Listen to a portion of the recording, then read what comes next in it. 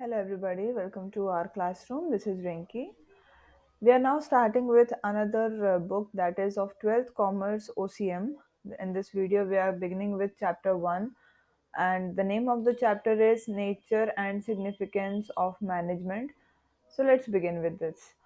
First of all अगर हम ध्यान दें कि मैनेजमेंट का मतलब क्या होता है या मैनेजमेंट के बारे में हम एक इंट्रोडक्शन देखें तो देखिए मैनेजमेंट आपका सबसे शुरू से ही है। आप जब से आप एंशियंट टाइम से देखेंगे, स्टोन एज को देखेंगे, ह्यूमन बींग्स के टाइम को देखेंगे, या जब उनको खाना मिलता था हंटिंग या फिशिंग से, तब भी ये प्लानिंग या सुपरविजन, कोऑर्डिनेशन, गाइडेंस ये सब था तभी भी। ठीक है, इसी प्रोसेस को हम बोलते हैं मैनेजमेंट। अब इसमें कुछ वर्ड्स आते हैं जिसके मीनिंग को समझना ज़रूरी है।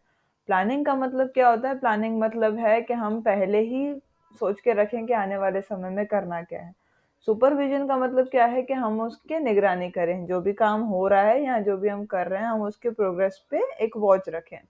कोऑर्डिनेशन का मतलब है कि अगर मान लो आपका काम जो है टुकड़ों में बटा हुआ है, तो वो सारी चीजें एक साथ चलनी चाहिए so that the end product is very good.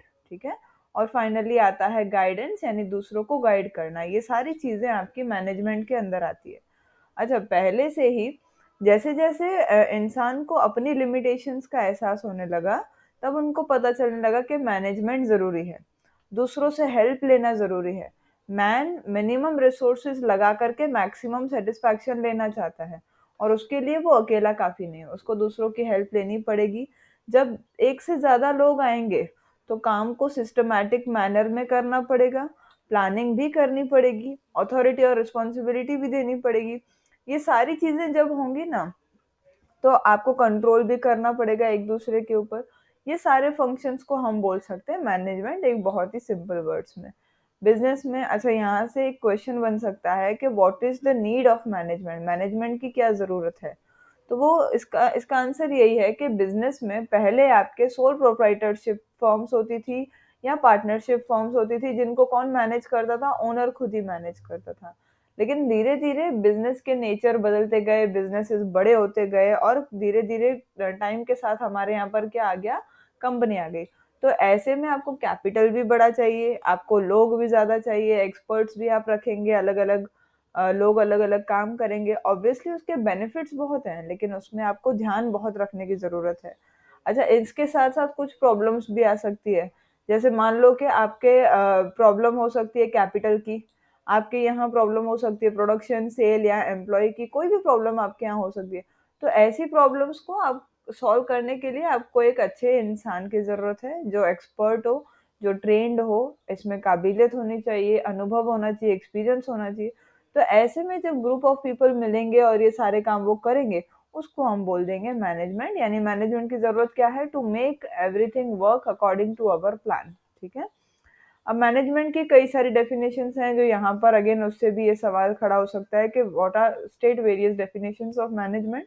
इस वीडियो में मैं आपको इम्पोर्टेंट क्वेश्चंस भी बता दी जाऊंगी कि कहाँ से क्या क्वेश्चन बन सकता है और क्या क्या आपके लिए पढ़ना जरूरी है। अच्छा, पहला पहला कोई एक एक्सपर्ट आपको बोलता है कि management is the art of getting things done done through others. ये बहुत कॉमन डेफिनेशन है। आपको पता होगा कि अगर आपसे कोई 5 मार्कर में ये पूछ रहा है कि नेचर ऑफ मैनेजमेंट बताओ, तो नेचर ऑफ मैनेजमेंट बताने से पहले आपको मैनेजमेंट का मीनिंग बताना पड़ेगा, और मैनेजमेंट का सबसे इजी मीनिंग यही है आपका, कि मैनेजमेंट एक कला है दूसरों से काम निकलवाने की। इसको अपने बोल देंगे मैनेजमेंट। लिविंगस्टन के हिसाब से management is a function of achieving pre determined objectives. यानी लिविंगस्टन आपको बोलते हैं कि कम टाइम में और कम टाइम कॉस्ट में आप उस जितने भी आपके पास रिसोर्सेज है उनको सही से इस्तेमाल करके आप जो है आपके ऑब्जेक्टिव्स को अचीव करेंगे, उसको हम बोल देंगे मैनेजमेंट। टेरी साहब आपको कह रहे हैं कि मैनेजमेंट एक ऐसा प्रोसेस है जो मैन को प्लान और कंट्रोल करता है। अच्छा, इसमें 6M आते हैं, हम लोग ये लिखते भी हैं। 6M देखो कौन कौन से हैं? Man, machine, material, method, money and market, हो गए ना 6M। तो टेरी की डेफिनेशन में 6M आते हैं, ये एमसीक्यूज में भी पूछा जाता है। इसमें हमको लीडरशिप मिलती है, कोऑर्डिनेशन मिलती है, डायरेक्शन मिलता है, और इससे ह्यूमन एफर्ट्स जो है हमारे बिजनेस ऑब्जेक्टिव्स को जाके अचीव करते हैं। यानी कहने का मतलब ये देखो, मेहनत हर कोई करता है, लेकिन उस मेहनत को किस दिशा में हम लेके जा रहे हैं, उस मेहनत को हम सही तरह से कर रहे हैं कि नहीं, अंधों की तरह नहीं काम करना, वो काम करना है जिससे आपको कोई फल मिले। तो इसी को हम बोल देंगे मैनेजमेंट, ऐसा जॉर्ज आर टेरी कह रहे हैं। अब नेचर ऑफ मैनेजमेंट देखिए। सबसे पहला, मैनेजमेंट एक यूनिवर्सल प्रोसेस है। मैनेजमेंट आपका हर जगह पर देखा जाएगा, नॉट ओनली इन बिजनेस। हम फिलहाल तो बिजनेस की बात कर रहे हैं, लेकिन इसको हम सोशल या रिलीजियस फील्ड्स में भी अप्लाई कर सकते हैं। एग्रीकल्चर, आर्मी, एजुकेशन, हर जगह मैनेजमेंट की बहुत ज़्यादा ज़रूरत है। सेकंड आता है कि ये एक गोल ओरिएंटेड एक्टिविटी है। आपको क्या अचीव करना है ये आपकी आंखों के सामने पहले ही होगा। आपको पहले ही पता होगा कि क्या हमें हासिल करना है। उसको हासिल करने के लिए मैनेजमेंट एक टूल है। मैनेजमेंट कोई अटेनमेंट नहीं है, यानी हासिल कर लिया वो स्टेज नहीं है। मैनेजमेंट एक टूल है हमारे पास, एक हथियार है जिससे हम उन ऑब्जेक्टिव्स को क्या बोलते हैं, अचीव कर सकते हैं। थर्ड आता है कि ये ग्रुप एक्टिविटी है। अब मान लो कि सिंगल आदमी है ना, तो सिंगल आदमी को मैनेज करना बहुत इजी है, या वो अपनी चीजें खुद कर सकता है, बहुत कुछ इजीली हो सकता है। लेकिन जहाँ पर दो या दो से ज्यादा लोग आएंगे, या मैनेजमेंट एक ऐसी एक्टिविटी जो सिंगल आदमी नहीं कर सकता। मैनेजमेंट करने के लिए दो या दो से ज्यादा लोग चाहिए। जहाँ दो या दो से ज्यादा लोग वर्क भी करेंगे तब भी आपको मैनेजमेंट की जरूरत है। दोनों तरफ से ये ग्रुप एक्टिविटी है। नेक्स्ट आता है कंटिन्यूअस प्रोसेस। मैनेजमेंट अगर एक बार स्टार्ट हो गया तो ये कंटिन्यूअसली चलता ही जाएगा, कहीं जाकर के ये रुकेगा नहीं। जब तक आपके टारगेट्स एक अचीव हो जाएगा तो दूसरा आ जाएगा, दूसरा हो जाएगा तो तीसरा हो जाएगा। ये साइकिल है जो चलती रहेगी, और अलग अलग आपके प्लान्स बनते रहेंगे, अलग अलग मैनेजमेंट के प्रोसेसेस होते रहेंगे। फिर आता है कि ये एक ह्यूमन प्रोसेस है। मैनेजमेंट मशीनरी नहीं कर सकता। अगर आप किसी मशीन को बोलें कि इसको मैनेज करो तो दैट इज नॉट पॉसिबल। लेकिन हाँ, सिर्फ और सिर्फ ह्यूमन ही है जो इसको कर सकता है। अच्छा, हमने पता है हमें प्रोडक्शन के 4 फैक्टर्स हैं। मैन, एक तो है लेबर, लैंड, कैपिटल और एंटरप्रेन्योर। इसमें अगर आपका इंसान ही नहीं होगा ना, तो ये सारे के सारी चीजें एकदम बिना बेकार के हो जाएंगी। आप कुछ भी नहीं कर पाएंगे अगर ह्यूमन बीइंग नहीं है तो यहाँ पर एक सिंपल सेंटेंस है, management is done by the human being and for the human being. Management करता कौन है? इंसान खुद करता है। किसके लिए करता है? अपने लिए करता है। मैन जो है मैनेजमेंट के सेंटर में, ये हम यहीं से समझ सकते हैं, मैनेजमेंट के स्पेलिंग में ही मैन आता है। तो मैनेजमेंट का सेंटर कौन है? मैन है। फिर आता है डिसीजन प्रोसेस। आपका डिसीजन प्रोसेस बहुत इजी हो जाएगा अगर आप सही से मैनेजमेंट कर रहे हैं तो। अच्छा, काम करने के लिए डिसीजंस लेना जरूरी है। तो मैनेजमेंट जो है वो आपको हेल्प करेगा कि आपने जो डिसीजंस लिए उनको आप इम्प्लीमेंट कर पाए। और ये डिसीजन प्रोसेस जो है एक फंक्शन है किसका? मैनेजमेंट का। ये भी एमसीक्यू में मैंने बहुत बार पूछा है कि मैनेजमेंट के अंदर डिसीजन प्रोसेस क्या है। कोई स्टेप है, टूल है, फंक्शन है, या कुछ भी नहीं है? तो करेक्ट आंसर क्या हो जाएगा? फंक्शन हो जाएगा। Next come science, art and profession. Management तीनों है। मैनेजमेंट साइंस भी है क्योंकि उसके पास अपने रूल्स और प्रिंसिपल्स हैं। ठीक है, जिस चीज में रूल्स और प्रिंसिपल्स होते हैं उसको साइंस बोलते हैं। मैनेजमेंट आपका एक आर्ट भी है, यानी कला भी है। हमने सबसे ऊपर डेफिनेशन में देखा था कि मैनेजमेंट एक आर्ट है of getting work done by others. तो मैनेजमेंट आर्ट भी हो गया। और मैनेजमेंट आपका प्रोफेशन प्रोफेशन भी है, क्योंकि मैनेजर्स ने भी बहुत सारी ऐसी प्रोफेशन डिग्रीज जो है ले रखी है। एग्जाम्पल है लॉयर, डॉक्टर, चार्टर्ड अकाउंटेंट। ये अलग प्रोफेशन है, लेकिन मैनेजमेंट भी एक, जैसे मैनेजर हुआ, वो भी प्रोफेशन है। और इसीलिए मैनेजमेंट आपका प्रोफेशन भी कहलाता है। होटल्स में मैनेजर रखे जाते हैं, कंपनीज में मैनेजर रखे जाते हैं। क्यों? क्योंकि उनका काम ही है मैनेज करना, इसीलिए प्रोफेशन कहलाएगा। नेक्स्ट हमारा जो मेन टॉपिक है वो है इम्पोर्टेंस ऑफ मैनेजमेंट। अगर आपने एक सिंपल चीज है, अगर आपने इसके जो अभी हमने पढ़े ना, नेचर ऑफ मैनेजमेंट, वो पढ़ लिए, तो इम्पोर्टेंस बहुत इजी हो जाएगा। ऑलमोस्ट एक दूसरे से कनेक्टेड है। अब देखो, मैनेजमेंट हर फील्ड में जरूरी है। फिर चाहे वो फील्ड रिलीजन हो, डिफेंस हो, society, politics, education, sports, management हर जगह में चाहिए। कुछ ऐसे फंक्शंस हैं मैनेजमेंट के जो हर जगह आपको चाहिए होते हैं। एग्जाम्पल है प्लानिंग, ऑर्गेनाइजेशन, डायरेक्शन और कंट्रोल। ये सब एक्टिविटीज में चाहिए होता है। नेक्स्ट आता है optimum utilisation of resources. Management से आपके पास जितने रिसोर्सेज हैं आप सबको बहुत अच्छे से यूज कर सकते हैं। उसी से पॉसिबल है कि ये सब यूज हो पाएंगे। नेक्स्ट आता है अकम्पलिशमेंट ऑफ ऑब्जेक्टिव्स। आप जो चाहते हैं आप उसको अचीव कर सकते हैं, लेकिन किसके कारण? मैनेजमेंट के कारण। मैनेजमेंट वो टूल है कि आप ये ऑब्जेक्टिव्स को हासिल कर सकते हैं। नेक्स्ट आता है useful for success of business. अब सिंपल बात है, थर्ड पॉइंट में अगर आपके ऑब्जेक्टिव्स आपने अकम्प्लिश कर लिए तो बिजनेस की सक्सेस तो बहुत इजीली हो जाएगी। आपकी अगर स्मॉल स्केल इंडस्ट्री है तो उसको आप कन्वर्ट कर सकते हैं लार्ज स्केल में, और उसका पूरा बेनिफिट जो है, क्रेडिट जो है वो किसकी तरफ जाएगा? मैनेजमेंट की तरफ।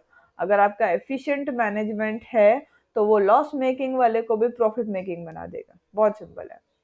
इंक्रीज इन जॉब अपॉर्चुनिटीज, आपकी जॉब अपॉर्चुनिटीज आप बढ़ा पाएंगे। अगर आपकी फर्म पहले मान लो स्मॉल स्केल थी और आपने 10 लोगों को काम दे रखा था, अब अगर वो लार्ज स्केल हो गई तो वो 100 लोगों को काम देगी, तो जॉब अपॉर्चुनिटीज बढ़ी ना, अनएम्प्लॉयमेंट धीरे धीरे कम हो जाएगा।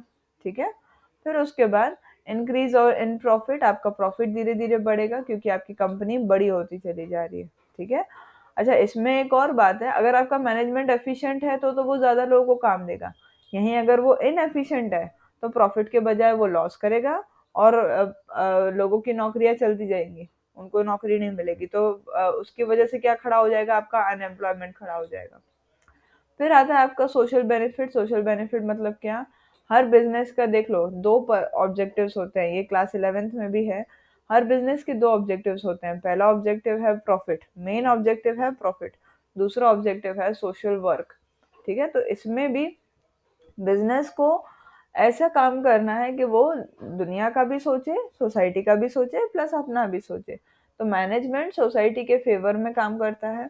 बिजनेस का जैसे जैसे सक्सेस होगा तो सोसाइटी का वेल्थ और वेलफेयर उसमें बढ़ना ही चाहिए और बढ़ता भी है। एग्जाम्पल देखो, ऐसे बिजनेस यूनिट्स जो बहुत प्रॉफिट अर्न करते हैं वो ऐसे गुड्स और सर्विसेज को बनाते हैं जो लो कॉस्ट पे बने, और इसलिए हमें वो चीजें रीजनेबल रेट पे मिल जाती हैं और इससे पूरी सोसाइटी का वेलफेयर हो जाता है। ठीक है।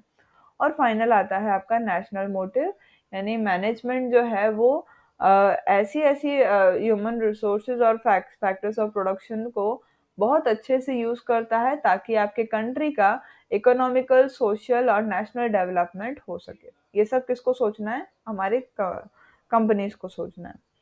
अब आता है नेक्स्ट टॉपिक आपका, explain management as a science, art and a profession. इससे भी एक क्वेश्चन बन सकता है। तो हमने पहले ही बता दिया कि साइंस में नॉलेज होता है, सिस्टमाइज्ड बॉडी ऑफ नॉलेज होता है, यूनिवर्सलिटी होती है, मतलब ये साइंस पूरी दुनिया में मानी जाती है। एग्जाम्पल है न्यूटन्स लॉ, सबसे बेसिक एग्जाम्पल है। ग्रेविटी ऐसा नहीं सिर्फ अहमदाबाद में, ग्रेविटी हर जगह होती है, यानी यूनिवर्सल है। Cause and effect relationship based on collection of fact, यानी आपने जो जो देखा वो नहीं, जो जो एक्चुअल में है उनको कलेक्ट करके साइंस बनता है। एक्सपेरिमेंट्स होते हैं, प्रिंसिपल्स को वेरीफाई करते हैं। साइंस के अपने खुद के प्रिंसिपल्स होते हैं और इन्हीं प्रिंसिपल्स से आप जो है human resource, machine, capital, method, इन सबको कोऑर्डिनेट कर सकते हैं, और इसीलिए मैनेजमेंट जो है वो साइंस है। अच्छा, ये बहुत काम की चीज़ है कि जॉर्ज टेरी हमको बता रहे हैं कि मैनेजमेंट जो है, सॉरी साइंस तो है ही है, but science teaches one to know. ये वो बोल रहे हैं कौन? George Terry. ठीक है, कि साइंस हमको क्या बताता है, एक इंसान को बताता है कि वो है क्या एक्चुअली, उसको समझने में उसको हेल्प मिलता है। अच्छा, यहाँ पर एक और है, देख लो, आर्ट टीचेस वन टू, इधर ये देख लो, जॉर्ज टेरी का ही बोला है, art teaches one to do, इससे एमसीक्यूज बन जाते हैं। साइंस मतलब science teaches one to know, क्या है वो। फिर आर्ट मतलब उसको करना कैसे है। और फाइनली मैनेजमेंट प्रोफेशन मतलब आपने फाइनली कर दिया उसको। ठीक है, अभी हमारी जॉब हो गई है। तो सबसे पहले अगर हम आर्ट का समझें, आर्ट मतलब क्या? स्किल्स और एक्सपर्टीज को अब आप जो है इम्प्लीमेंट करेंगे। अच्छा, इम्प्लीमेंट करने के लिए एक चीज बहुत जरूरी है, वो है थियोरिटिकल नॉलेज। अगर मैं आज टीचर हूँ, मैं अपनी टीचिंग स्किल्स को इम्प्लीमेंट कर रही हूँ, तो कैसे कर पा रही हूँ? क्योंकि मेरे पास वो नॉलेज है तभी।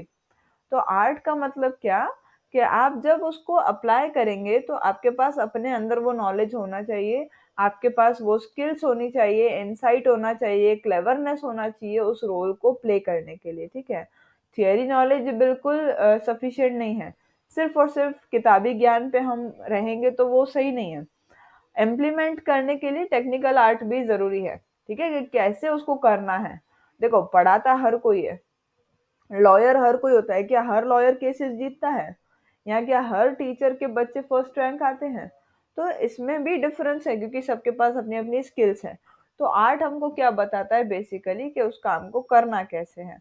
अच्छा, एक और बात है कि मैनेजमेंट ना ही साइंस है ना ही आर्ट है, लेकिन ये दोनों का एक स्वीट कॉम्बिनेशन है कि हमको कैसे उसको करना है। ठीक है, ये दोनों का एक कॉम्बिनेशन है। चलो आगे देखें। अच्छा, इसमें एक और सेंटेंस है कि मैनेजमेंट ना ही प्योर साइंस है फिजिक्स की तरह और ना ही प्योर आर्ट है स्कल्पचर की तरह, ये दोनों का मिक्सचर है, एग्जाम्पल है। चलो आगे देखें। Management is a profession. Management profession देखो कैसे है। वेरी सिंपली मैनेजमेंट देख लो, प्रोफेशन एक ऐसी एक्टिविटी है जिसमें स्पेशलाइज्ड नॉलेज होना चाहिए उस फील्ड में, और वो आप सोसाइटी के भले के लिए यूज करते हैं। उसके बदले में आप क्या चार्ज करेंगे? फीस चार्ज करेंगे। ठीक है, फीस चार्ज करेंगे और आपका भी फायदा होगा, सामने वालों का भी फायदा होगा। आपको पता है कि ये सारी चीजें जो भी आप दे रहे हैं, फॉर एग्जाम्पल लॉयर कोर्ट में केस लड़ रहा है, तो किसी एक पक्ष का तो फायदा होगा ना, बदले में लॉयर जो है फीस चार्ज करेगा। इसके कुछ एग्जांपल्स हैं, डॉक्टर, लॉयर, सीए, इंजीनियर, ये सब प्रोफेशनल है, इवन टीचर भी। अब इसमें कुछ चीजें हैं, इसके कुछ कैरेक्टरिस्टिक्स हैं कि आपको इसके लिए नॉलेज चाहिए सबसे पहले, यानी लॉयर के लिए एलएलबी की डिग्री है, डॉक्टर के लिए एमबीबीएस, एमडी या एमएस की डिग्री है। सिमिलरली बीबीए और एमबीए वाली डिग्री है किसके लिए? मैनेजर्स के लिए, मैनेजमेंट में काम करने के लिए। जैसे जैसे आप काम करते जाएंगे मैनेजमेंट में भी, जैसे जैसे आपका एक्सपीरियंस और ट्रेनिंग बढ़ेगा, आपका नॉलेज और रिसर्च भी धीरे धीरे बढ़ता चला जाएगा। आपने कभी नोटिस किया होगा कई कंपनीज में खाली एक्सपीरियंस वाले लोगों को रखते हैं, क्योंकि उनको पता है कि उनके पास इनफ नॉलेज है, इनफ रिसर्च है। फिर आता है प्रोफेशनल एसोसिएशन। जैसे डॉक्टर्स हैं, तो डॉक्टर्स का अपना एक ग्रुप होता है, उनका अपना एक एसोसिएशन होता है, आईएमए बोल सकते हो उसको। सिमिलरली मैनेजमेंट के लिए आईआईएम उनका अपना एक एसोसिएशन है, जो मैनेजमेंट की एजुकेशन को पूरे इंडिया में देता है। ये नेशनल लेवल पे और इंटरनेशनल लेवल पे काम करता है, और साथ साथ में ये मैनेजमेंट के प्रोफेशन को डेवलप करने के लिए काम कर रहा है। फिर आता है कोड ऑफ कंडक्ट। आप किसी भी प्रोफेशन में हैं तो आपको एक सर्टेन लेवल पे एक्ट करना है, ऐसा नहीं कि आप कुछ भी कर सकते हैं। तो ऐसे में वो कोड ऑफ कंडक्ट बनाते हैं अपने मेंबर्स के लिए। जो भी इंसान उस पर्टिकुलर प्रोफेशन में है, उसको प्रैक्टिस कर रहा है, तो उसको उस हिसाब से काम करना जरूरी है, उस हिसाब से बिहेव करना जरूरी है। फाइनल आता है आपकी मॉरल रिस्पॉन्सिबिलिटी। आपको पता है ये आपका काम है और ये आपको करना ही है। तो कोई भी प्रोफेशन हो, उसमें मॉरल रिस्पॉन्सिबिलिटी बहुत ज़रूरी है। आप अपने प्रोफेशन की तरफ लॉयल रहिए, आप उसको सही से निभाइए, जो आपका काम है उसको अच्छे से करिए, अपने क्लाइंट्स की तरफ लॉयल रहिए, और कोई भी इंफॉर्मेशन अपने क्लाइंट की किसी और को डिस्क्लोज मत करिए, ये बहुत गलत बात होती है। ये सारे कैरेक्टरिस्टिक्स थे किसके? आपके। अब मैनेजमेंट एज अ प्रोफेशन के, ये 2-3 मार्कर्स में पूछा जा सकता है। अब आते हैं आपके बड़े इंपॉर्टेंट काम की चीज है इस चैप्टर की, मोस्ट इंपॉर्टेंट, वो है levels of management. Mostly 5-5 marker में कोई भी लेवल पूछा जा सकता है, एक्सप्लेन करने को बोला जा सकता है, उसके फंक्शंस बोल पूछे जा सकते हैं। अगर जब भी ये पूछा जाए ना, तो सबसे अच्छी जो ट्रिक है सामने वाले को इम्प्रेस करने की, वो है इस पर्टिकुलर ट्रायंगल को ड्रॉ कर दो। इसको इस तरह से याद रखो कि आपको नींद में भी कोई पूछे ना तो भी आपको याद आ जाए। इसके अंदर देख लो 3 चीजें हैं। सबसे पहले आता है टॉप लेवल, बीच में आता है मिडिल लेवल, और नीचे आ जाता है आपका बॉटम लेवल। सब बहुत इजी है। तो टॉप लेवल में कौन कौन होंगे? बोर्ड ऑफ डायरेक्टर्स होंगे, प्लस आपका मैनेजिंग डायरेक्टर होगा और जनरल मैनेजर होगा। मिडिल लेवल में कौन कौन होगा? तो departmental heads, production, sales, purchase, personnel, finance. अच्छा, डिपार्टमेंटल हेड्स का मतलब क्या? कोई कंपनी में अलग अलग डिपार्टमेंट्स होते हैं, उनके हेड जो हैं वो किस में आएंगे? मिडिल लेवल मैनेजमेंट में आएंगे। नेक्स्ट आता है आपका सुपरवाइजर, जॉबर, फॉरमैन, ये सब किस में आएंगे? बॉटम लेवल में आएंगे। इनके नीचे भी लोग काम करते हैं, बट फिलहाल हम यहाँ पर 3 ही लेवल्स पढ़ रहे हैं। अच्छा, इसके बारे में कुछ काम के टर्म्स हैं जो हमको समझना है। टॉप लेवल मैनेजमेंट को सुप्रीम अथॉरिटी बोलते हैं। क्या बोलते हैं? Supreme authority. कि ये आपकी जो है कंपनी में सबसे ऊपर वाली लेवल पे है। इसके अंदर कौन कौन आता है हमने डिस्कस कर दिया। Board of director, MD, general manager, chief executive officer, ये सब आपके टॉप लेवल में आएंगे। ये क्या काम करते हैं? पॉलिसी डिसीजंस लेते हैं, और इसको टॉप या हायर लेवल हम बोल सकते हैं। इनके कुछ फंक्शंस हैं, फंक्शंस याद करना बड़ा जरूरी है। ये प्राइमरी और सब्सिडरी ऑब्जेक्टिव्स बताएंगे बिजनेस के। प्राइमरी पता है ना, प्रॉफिट, और सब्सिडरी मतलब क्या? दूसरे वाले ऑब्जेक्टिव्स। डायरेक्टर आपके बिजनेस के ट्रस्टी होते हैं, जो डायरेक्टर टॉप लेवल पे हैं। सीईओ चूज करने का या हायर ऑफिसर को चूज करने का सारा रिस्पॉन्सिबिलिटी या उनको अथॉरिटी देना, ये सब इनका फंक्शन है। बजट को सैंक्शन करना अलग अलग डिपार्टमेंट का, ये इनका फंक्शन है। लॉ को अबाइड करो, लॉ के हिसाब से चलो, और जो आपके अलग अलग स्टेक होल्डर्स हैं उनके इंटरेस्ट का ध्यान रखो। पता है कौन कौन है स्टेक होल्डर्स?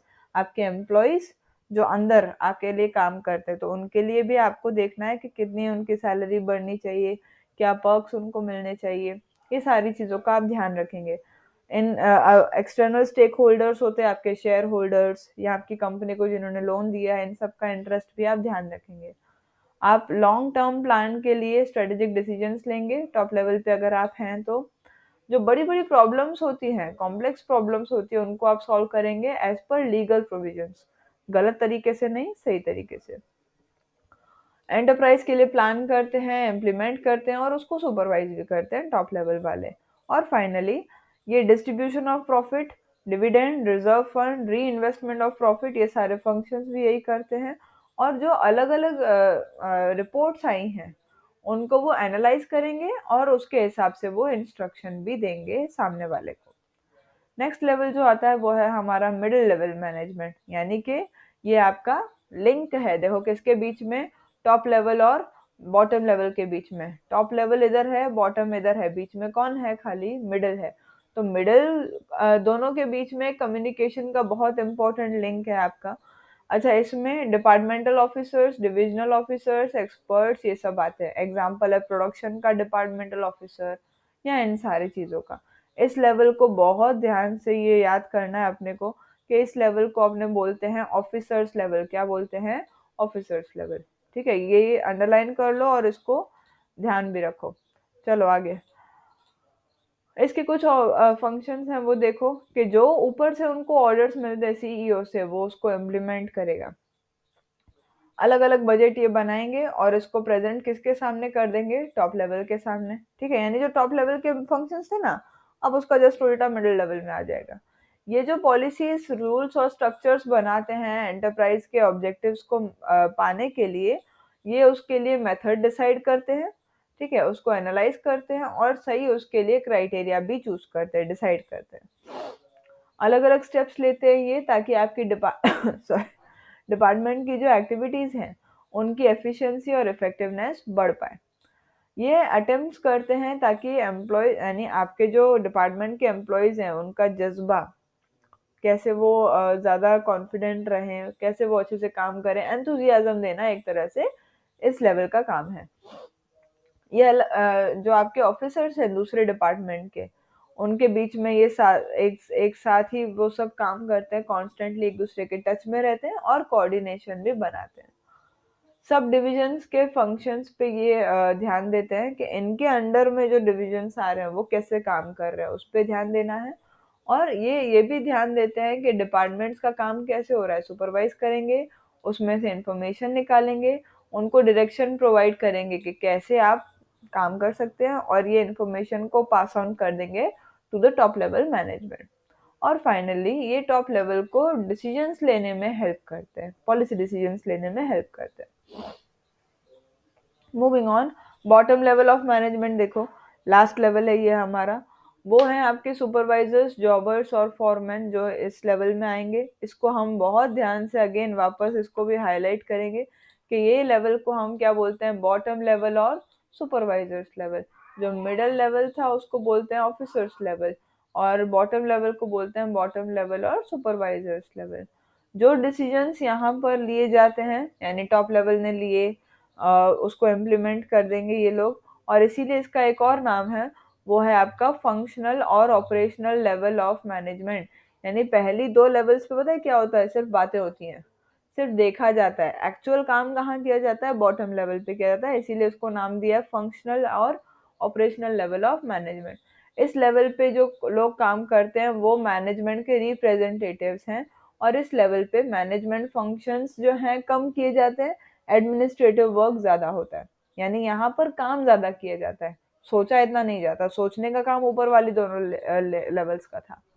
अच्छा, यहाँ पर देखो अलग अलग फंक्शंस हैं कि इनके अंडर जो एम्प्लॉयज हैं उनके वर्क को सुपरवाइज करो।